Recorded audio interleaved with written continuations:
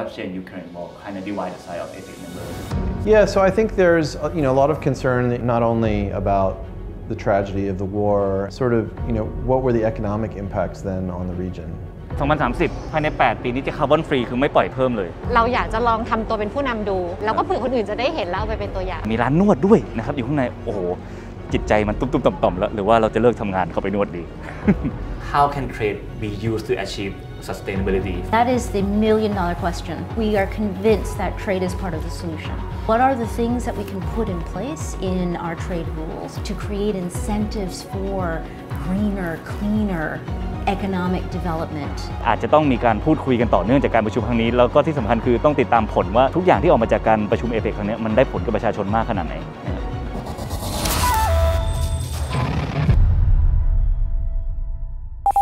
สวัสดีครับยินดีต้อนรับเข้าสู่รายการเถื่อนทอล์กเวอร์ชันพิเศษยังไงนะครับเพราะว่านี่เราอยู่กันที่งาน APEC 2022 นะครับผมเถื่อน Channel ครับเป็นหนึ่งในครีเอเตอร์ของประเทศไทยไม่กี่เจ้านะครับที่ทาง YouTube ประเทศไทยเนี่ยได้เชิญมาร่วมงาน APEC ด้วยเพื่อถ่ายทำว่าในนี้เนี่ยเขาพูดคุยเรื่องอะไรกันมีบูธอะไรบ้างนะบรรยากาศเป็นยังไงนะครับวันนี้เราก็จะพาทุกคนเดินทัวร์กันในงานนี้เลยและที่สำคัญครับเราจะมีโอกาสพูดคุยกับตัวแทนจากทีมของประเทศสหรัฐอเมริกาในการประชุม APEC ครั้งนี้นะครับเป็นระดับท็อปของประเทศเขาเลยเพื่อหาผลว่าในเชิงความยั่งยืนในเชิงเรื่องสิ่งแวดล้อมเนี่ยงานครั้งนี้จะให้อะไรกับประเทศเราให้อะไรกับ APEC ให้อะไรกับโลกบ้างครับ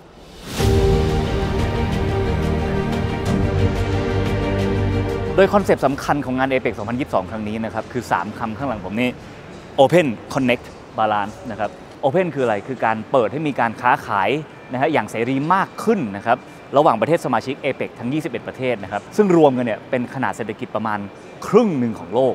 นะครับครึ่งหนึ่งเลยนะฮะ Connect คืออะไรคือการเชื่อมโยงผู้คนเข้าหากันและกันผ่านสมาชิกเครือข่าย 21 ประเทศนี้รวมถึงการฟื้นฟูการเดินทางท่องเที่ยวหลังจากโควิด -19 ให้กลับมา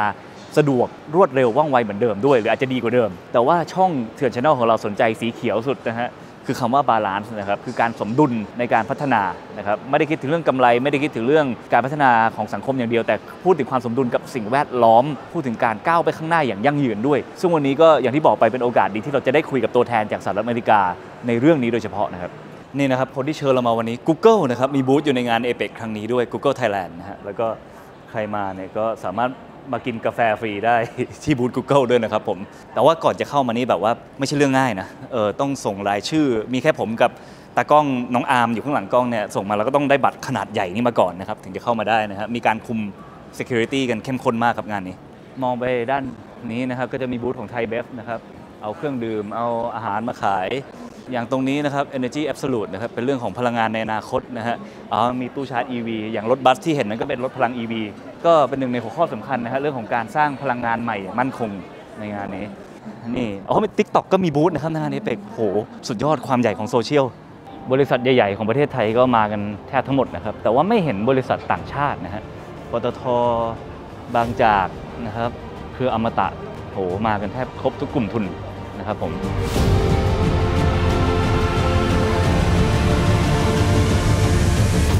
วันนี้วันที่ 17 พฤศจิกายนนะครับการประชุมยังไม่ถึงรอบผู้นำนะครับการประชุมรอบผู้นำจะวันที่ 18 กับ 19 นะครับใน2วันหลังจากนี้ห่างจากนี้ไปไม่ไกลครับก็มีการชุมนุมอยู่ที่ BTS สถานีอโศกนะครับว่าการประชุม APEC เนี่ยจริงๆแล้วเอื้อประโยชน์ให้กลุ่มทุนหรือว่าชนชั้นนำเท่านั้นหรือเปล่านะครับผมอาจจะต้องมีการพูดคุยกันต่อเนื่องจากการประชุมครั้งนี้แล้วก็ที่สำคัญคือต้องติดตามผลว่าทุกอย่างที่ออกมาจากการประชุม APEC ครั้งนี้มันได้ผลกับประชาชนมากขนาดไหนนะครับ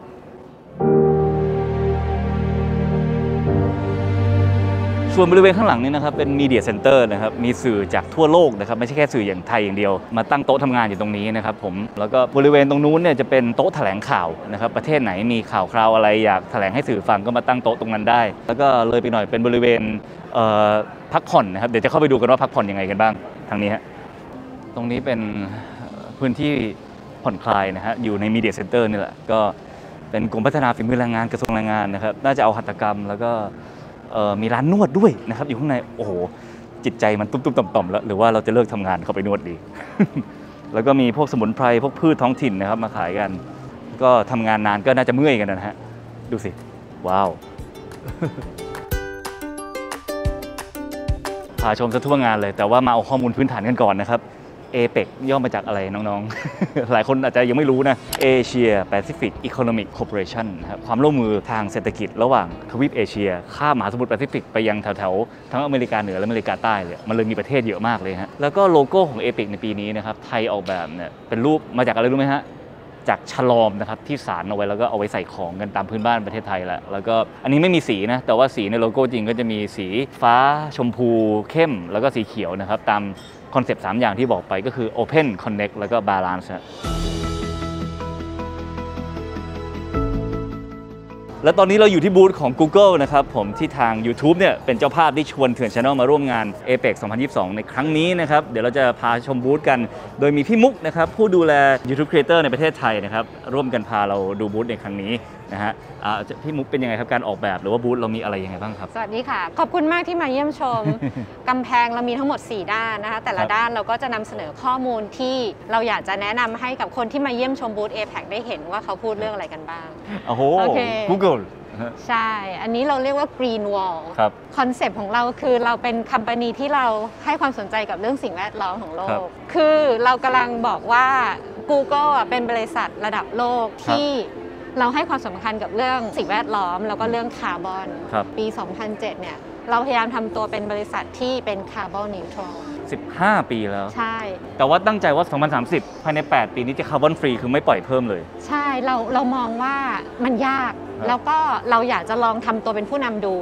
พยายามฟิกเกอร์เอาสูตรว่ามันควรจะทำยังไงแล้วก็เผื่อคนอื่นจะได้เห็นแล้วเอาไปเป็นตัวอย่างอันนี้คือพันธกิจของ Google ทั้งโลกเลยใช่โอเคฮะวอลที่1นะฮะนั่นคือวอลที่1วอลที่2อันนี้เป็นอะไรวอลที่2อันนี้จะเรื่องเกี่ยวกับเรื่องธุรกิจและเรื่องแพลตฟอร์มดิจิทัลอย่าง Google Search หรือว่า YouTube แพลตฟอร์มเนี่ยค่ะเรามีโปรแกรมอันนึงที่เราเรียกว่า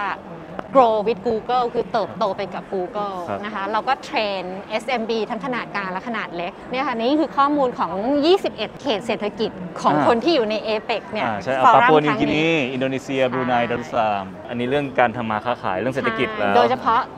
ตัวเล็กเพราะเรามองว่าใช่เราต้องพยายาม bridge gap ของ knowledge ให้กับเขาครับผมโอเคแล้วอันนี้คือเราหยิบไปวางตรงไหนก็ได้ป่ะถูกแล้วคุณสิงห์จะเห็นข้อมูลของโปรแกรม Grow with Google ในประเทศต่างๆค่ะแคนาดาสิเราก็จะมีข้อมูลขึ้นอ๋อโอเคทีนี้มาวอลที่3คราวนี้เราจะสโคปดาว Grow with Google ลงมาเป็นประเทศในเขต Southeast Asia แต่ว่าตัวเลขที่เราไฮไลท์คือเราเทรนไปทั้งหมด3ล้าน SME สามารถใช้พิกเซลของเราแล้วก็สแกนแล้วเป็นอันนี้แล้วก็สแกนแล้วก็จะมีถ้าสแกนเราก็จะเห็นข้อมูลอ๋อนี่ไงขึ้นมาแล้ว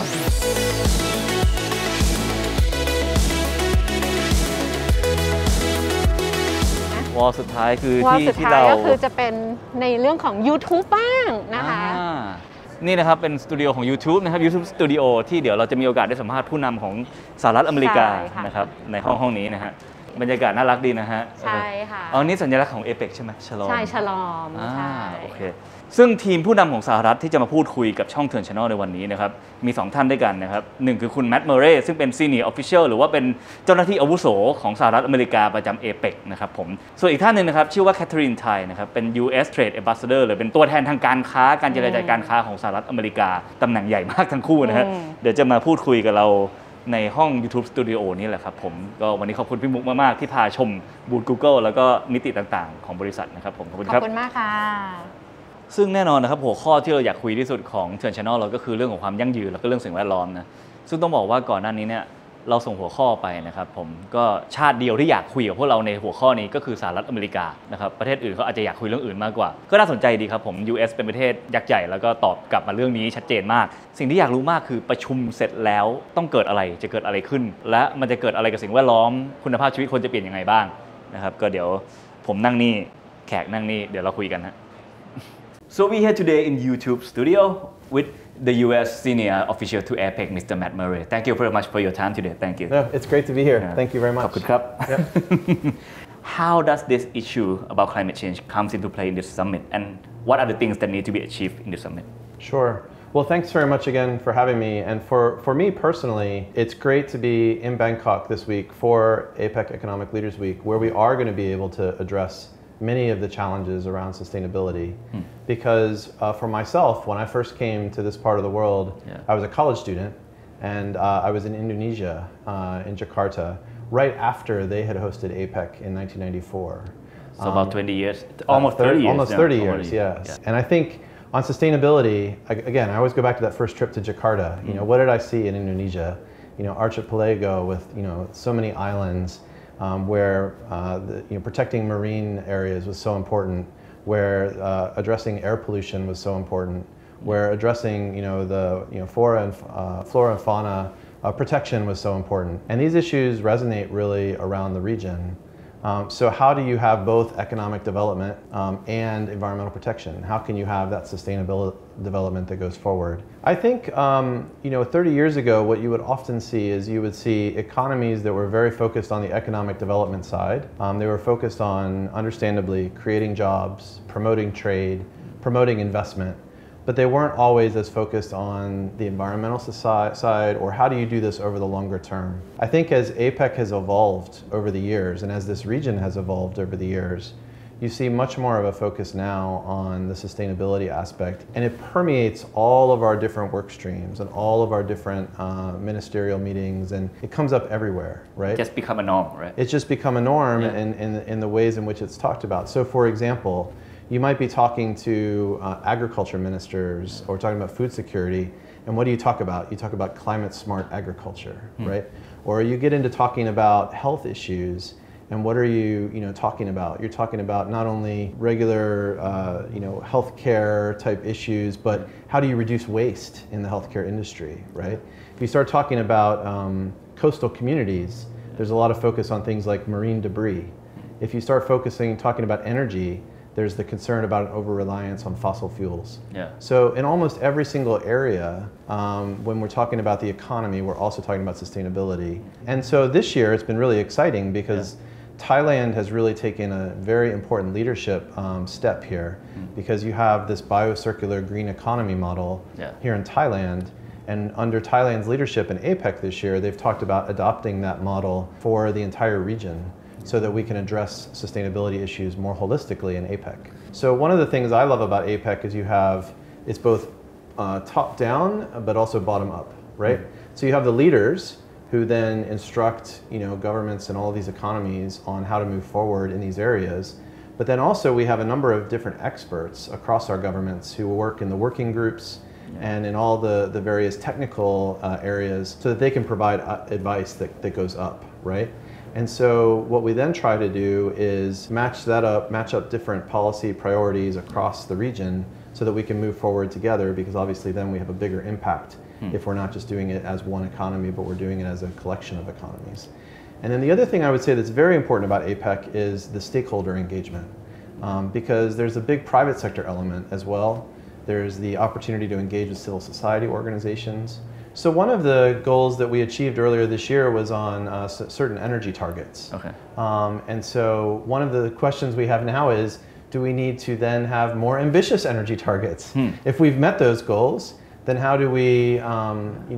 make them better? Because every year it seems like it becomes more urgent and urgent to make change faster, yes, right? Absolutely. Yeah. And so I think that sometimes we set goals at an ambitious level, but even now, when we see that we achieve those goals, we may need to, go even farther. With the midterm election coming up, and I don't know if it's all 100% right now, but it seems like the Republican might take the House Representative on this midterm election. Would that change the policy of the U.S. or change the way that U.S. conduct business in terms of sustainability with other countries right now? Yeah, so look, I mean, as you know, there's a healthy debate in the United States about, on the political side on how to deal with these issues, right? Yeah. And there are going to be disagreements in our political system. I think what we've definitely seen, though, especially with the private sector and other stakeholders, they're not necessarily waiting for the politics in order to make smart decisions. And so, I'm confident that that's going to continue to move forward regardless of the politics. I am very positive and optimistic about the fact that every time we go into meetings now, sustainability is discussed. I think the challenge now is, how do you get everybody on the same page with regard to ambition and level of ambition? And so I think that's the challenge for all of us, and that's the challenge in APEC. So another big country with big goals on climate change is China. Of course, it's also an APEC member. So U.S. has its clashes with China in terms of foreign policy in the past. And do you think this kind of summit would help bring these two giant nations together in terms of working together on this climate crisis? Sure. So I've spent a lot of time in China in my career as a diplomat, and so I think that it is very important that the United States and China are able to find ways to collaborate, especially on these global issues such as climate change. So one of the things I really like about the Asia-Pacific Economic Cooperation Forum is that we do have an opportunity to come together as members of APEC, the two, both the United States and China, to discuss many of these issues and many of these challenges and how we'll work on those things regionally. With China, it might be one thing, but with Russia, who is another superpower, is another thing because the Ukraine war going on right now, and that's also divide the side. I have read some of your interview. You mentioned that the Russia-Ukraine war kind of divide the side of APEC members a bit. So, can you elaborate on that, and how would it affect this summit? Yeah, so I think there's a lot of concern. In the beginning of this year was when Russia invaded Ukraine, and Russia is a member of APEC. And I think the concern from many members in APEC was, not only about the tragedy of the war and the humanitarian, disaster, but sort of, what were the economic impacts then on the region? So I think that when you look at food security and you look at the region, obviously the impact of Russia's invasion of Ukraine has had an impact on the region here in the Asia Pacific.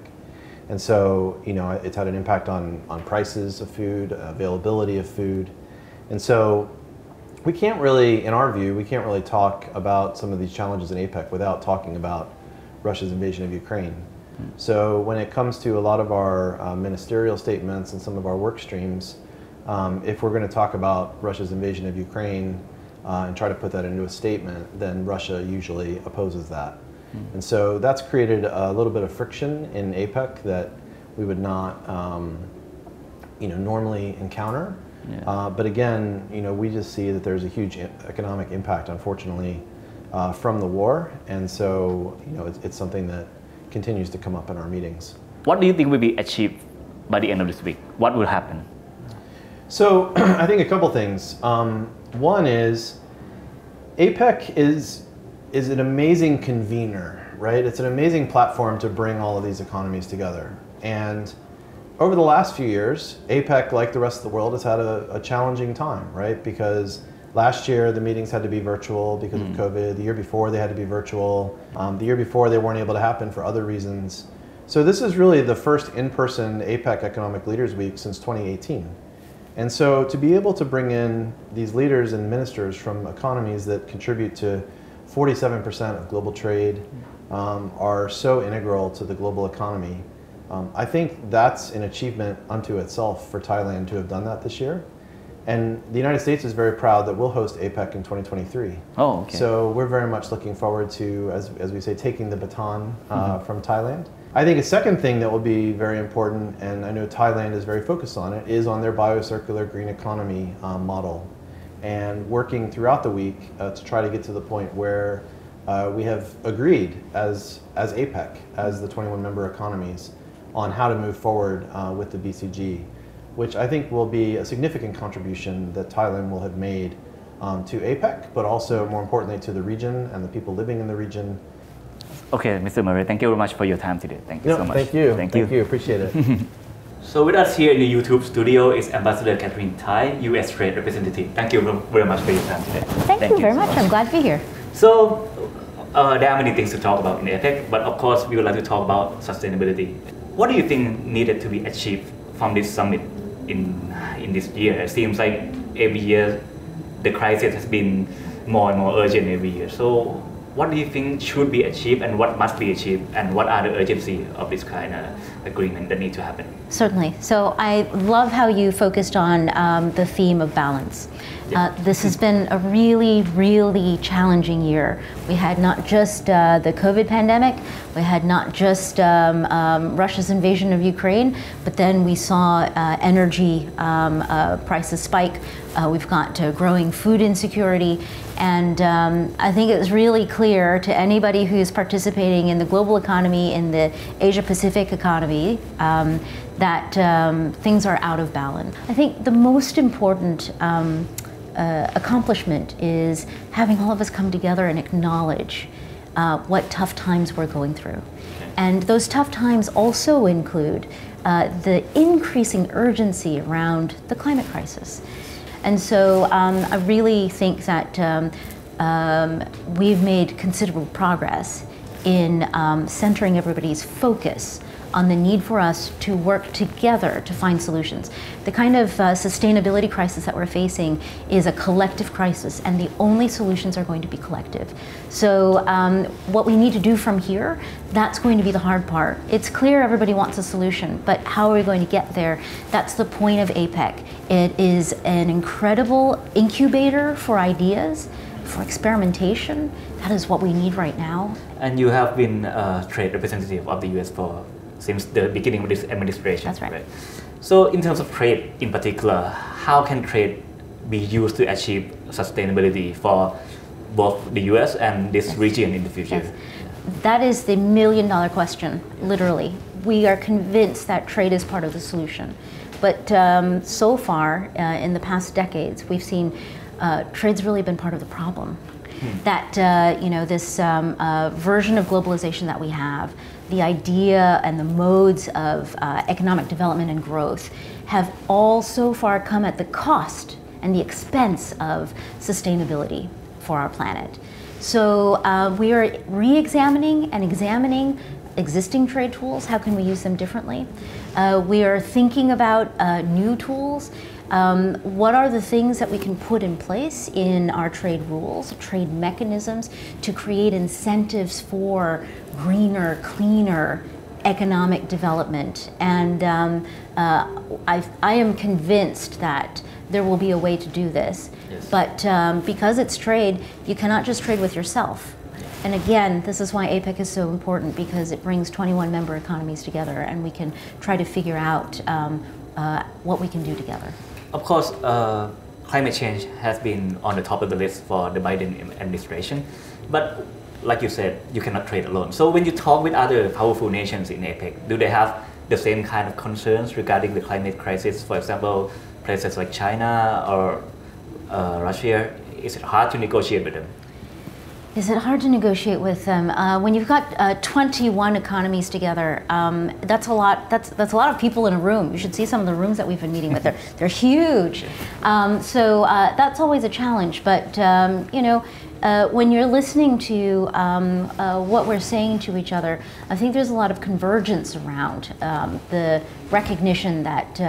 this is something that we need to work on. For each individual member economy, you might prioritize the important issues in different ways.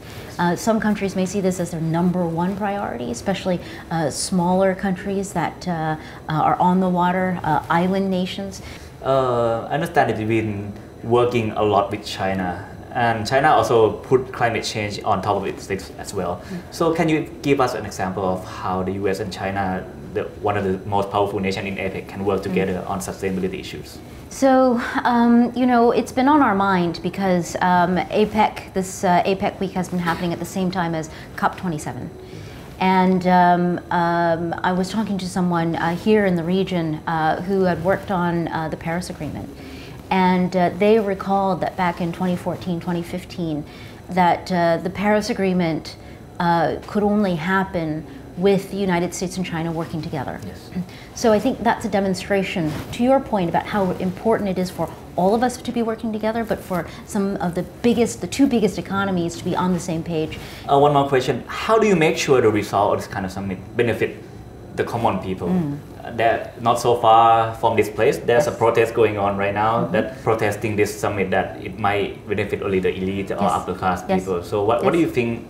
can need to be done to ensure that kind of benefits spread to other society? We need to change the way that we do trade. When I talked about the fact that trade so far, the way we've been doing it has been promoting economic growth and development at the expense of a sustainable climate future. We absolutely have to change this. Not just the narrative, it's not just about educating people, it's actually about doing trade policy in a different way. And that's why we're really excited to be hosting APEC next year, to be taking up the sustainability work from Thailand. And our theme is resilient and sustainable trade for all. And that is a change that we need to make. Otherwise, the future for our planet, the future for trade, the future for prosperity